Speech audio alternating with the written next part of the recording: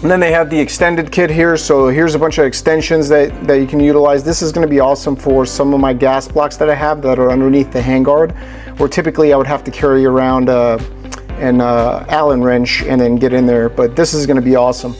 Additionally, you guys probably seen me use this several times already on the videos, but this is another screwdriver that you can pick up to add to this kit as well.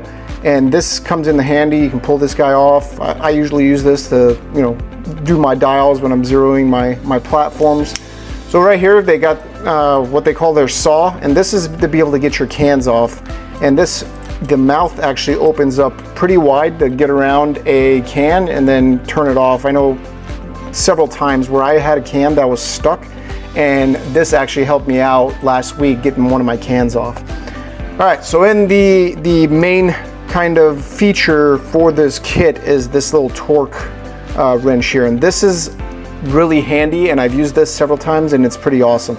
So what this is inch-pounds torque driver, and from on this side right here you got 10 to, what is that, 27, and on the opposite side you have 28 all the way to 70 inch-pounds. And whatever side you're using is going to determine which button you're going to apply pressure to, and we'll go over that here in just a second. But to properly show you guys that, we're going to install the Griffin Armament MRE on my PSA dagger. So let's get into it. Let's install this guy, and I'm going to show you how that torque wrench works. All right, so what I got here is my PSA dagger, and I've had this for quite some time now. Didn't really do anything to it. This is more something I shoot with a can on all the time, just to kind of mess around at the range. But we're gonna check the firearm. The firearm is clear. All right, so let's go ahead and start working on this. So I'm gonna use their screwdriver here, and then we're gonna try to find the right bit here.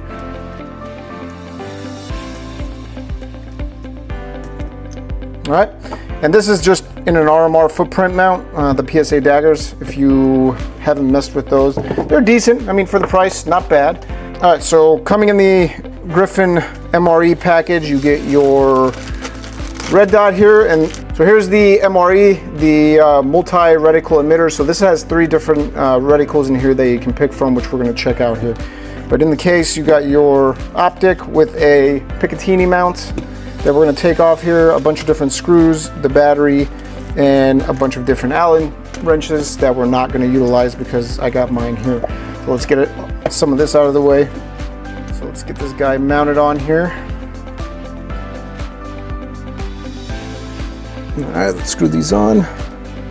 Get it semi-tight. All right, and there it is. I like that, it's looking good. Like that window. All right, now we're gonna get to the torquing portion. So here's your wrench. I believe this calls for 15 inch-pounds, so 15 inch-pounds. So here's this piece right here. So what you wanna do is you remove this little beveled piece, and then there's an arrow right there that you see, and what you do is you're gonna line that up on whatever side that you need to set it on. So in my case, I have 15 inch-pounds. I'm going to put this on this side, and it doesn't have to be exactly close right now. And we're going to flip it around. We're going to take this piece, and you're going to screw this on here. And as soon as it touches and makes contact, see, I can still slide it now. So what I'm going to do is I'm going to get on 15 inch-pounds, and then what we're going to do, this little dial right here, we're going to give that a 1/4 turn. All right. And now this is set. We're going to use this bit right here that we use to screw this down. Put this guy in, and this right here, pretty nice too. You can just literally pull this down and it ejects your bit out of there, so pretty handy. But we're going to push it down. Now, the way to utilize this, what you have to do, you have to hold it in a certain way. So this is the way to hold it. And depending on how far your hand is from the button right here, you can move it to your pinky. You can move it over here if you're a lot closer to this side, but whatever works, or whatever setting you're on, you can manipulate that through your fingers. So in this case, I think right there is going to work out for me. So what we're going to do, we're going to tighten these to 15 inch-pounds. So just to make sure I'm on 15 inch-pounds, we were using the light side. The light side is indicated by the actual hole in the button. So you notice this doesn't have a hole and this side has a hole. So what we're going to do is make sure we're lined up here. I'm going to put my thumb on this button here. We're on the screw. Now we're just going to press it. I'm going to go even on both sides here. Still got a little bit of travel space here. All right. I like tightening both screws at the same time. I don't like doing just one and torquing it. All right, see how it clicked right there? So now it clicked, so now we know that screw is at 15 inch-pounds.